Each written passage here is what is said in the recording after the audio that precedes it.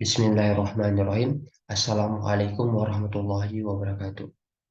Perkenalkan, nama saya Febriansyah dengan stambuk F11120051. Jadi, pada video kali ini saya akan membahas tentang soal-soal yang mengenai investasi. Untuk mempersingkat waktu, langsung saja kita ke soal pertama. Ya, jadi di soal pertama yakni seorang A menyimpan uang 100 juta dalam rentan waktu atau semasa 5 tahun apabila bunga deposito hanya 6% per tahun, berapakah uang yang didapatkan pada akhir tahun kelima? Sementara seorang lainnya, yakni B, membeli tanah seharga 100 juta rupiah pada tanggal dan tahun yang sama, dengan asumsi kenaikan harga tanah setiap tahunnya 20% dan dijual pada akhir tahun kelima. Bandingkan mana yang paling menguntungkan, investasi tanah atau deposito, dan berapa besaran yang didapat pada akhir tahun kelima. Ya, langsung saja kita jawab. Di mana pada soal kali ini kita menggunakan rumus P P kali 1 tambah R per N tutup kurung pangkat N kali T, di mana A jumlah uang yang dihasilkan pada akhir masa investasi, P jumlah uang awal yang diinvestasikan, R tingkat bunga dalam desimal, N frekuensi bunga, T masa investasi dalam tahun. Jadi penyelesaiannya untuk A, di mana ia menginvestasikan uangnya sebesar 100 juta di deposito dengan pertumbuhan bunganya sebesar 6% per tahun dan disimpan selama 5 tahun, dan untuk frekuensi bunganya yakni sebesar 1 per tahun. Maka nilai ini kita masukkan ke dalam rumus tadi sehingga kita dapatkan besaran sebagai berikut. Jadi pada akhir tahun kelima jumlah uang yang didapat si A dari investasi deposito adalah sebesar 133.822.558 rupiah.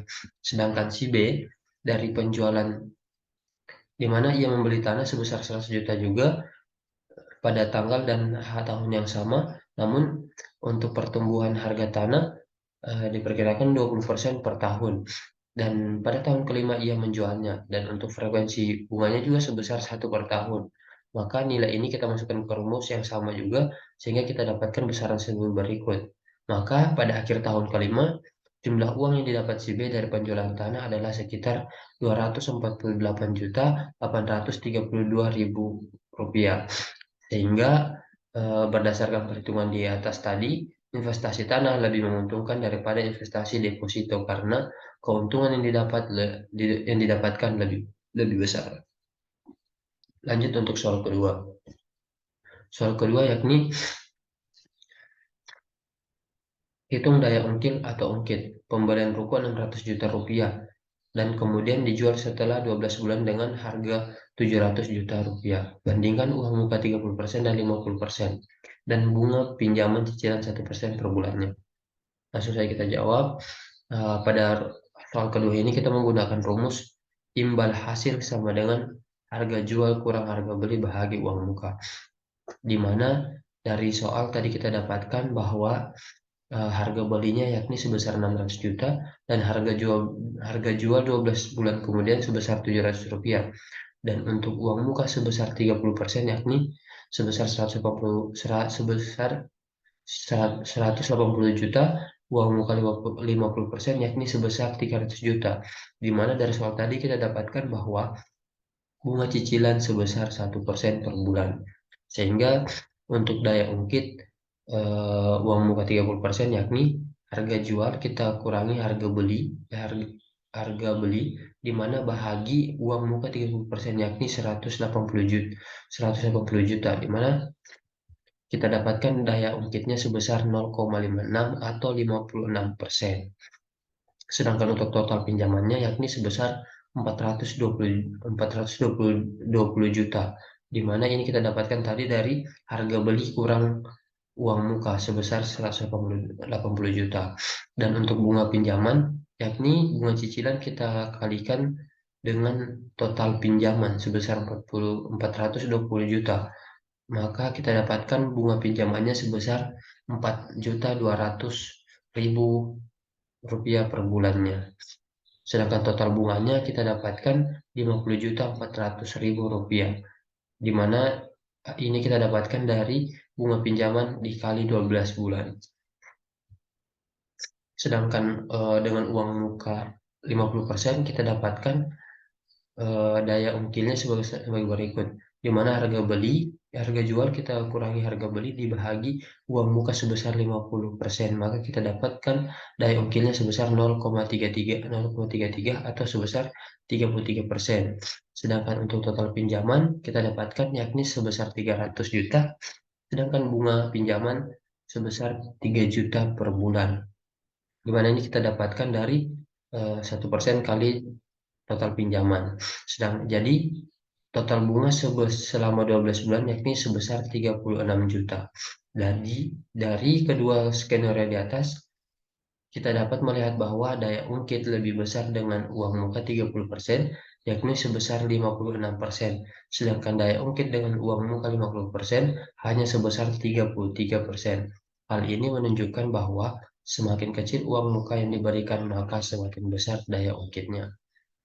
Lanjut untuk soal yang ketiga. Jadi soal 3 yakni harga sebuah rumah sebesar 450 juta rupiah dengan uang muka sebesar 50 juta rupiah. Cicilan dilakukan selama 15 tahun dengan bunga per tahun 12%, tetapi bunga digandakan per bulan. Hitung nilai cicilan per tahun berdasarkan bunga efektif. Langsung saja kita jawab. Jadi dari soal tadi kita dapatkan pokok pinjaman sebesar 400 juta, di mana harga belinya 450 dikurangi DP atau uang muka sebesar 50%, jadi 50 juta, sehingga kita dapatkan pokok pinjaman sebesar 400 juta rupiah. Sedangkan bunga per tahunnya yakni sebesar 12% per tahun, dan jangka waktu pinjam kita dapatkan dari soal tadi selama 15 tahun atau 180 bulan, dan pokok cicilannya kita dapatkan sebesar 2.222.222 rupiah, di mana ini kita dapatkan dari pokok pinjaman dibahagi total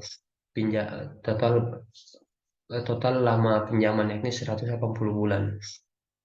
Untuk penyelesaiannya bunga bulan pertama, maka yang pertama kita cari bunga bulan pertama, yakni total pinjaman dikurang pembayaran pertama dikurang 1 kali pokok cicilan dikali 12% atau bunga per tahun dibahagi lama peminjaman, ya peminjaman selama 180 bulan. Maka kita dapatkan bunga bulan pertama yakni sebesar 266.667 rupiah.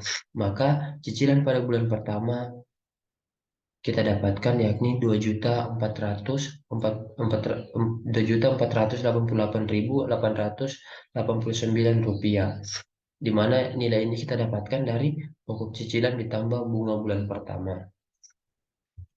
Nah, untuk bunga bulan kedua, caranya masih sama, yakni harga pokok pinjaman dikurang pembayaran kedua dikurang 1 kali pokok cicilan per bulan dikali 12% dibahagi lama peminjaman, sehingga kita dapatkan bunga per bulannya 265.185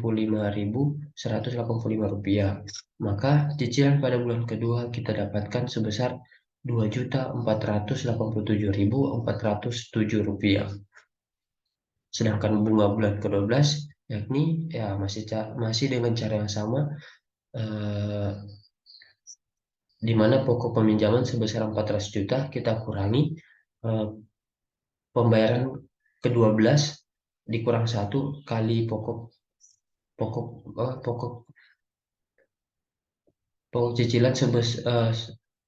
cicilan per bulan dikali 12% dibahagi lama peminjaman, maka kita dapatkan bunga bulan ke-12 yakni sebesar 250.370 rupiah. Maka cicilan pada bulan ke-12 yakni sebesar 2.472.592 rupiah, yang dimana ini kita dapatkan dari pokok cicilan ditambah bunga bulan ke-12. Jadi dari simulasi di atas kita bisa melihat adanya pengurangan nilai cicilan yang harus dibayar dari bulan pertama dan kedua dan seterusnya. Ya, jadi itu penjelasan saya mengenai soal-soal mengenai investasi. Apabila ada yang kurang atau kata-kata saya yang salah, saya ucapkan mohon maaf dan terima kasih telah menonton video ini. Saya ucapkan terima kasih lagi. Apabila ada yang ditanyakan, silakan ketik di kolom komentar. Sekian dan terima kasih. Saya ucapkan wassalamualaikum warahmatullahi wabarakatuh.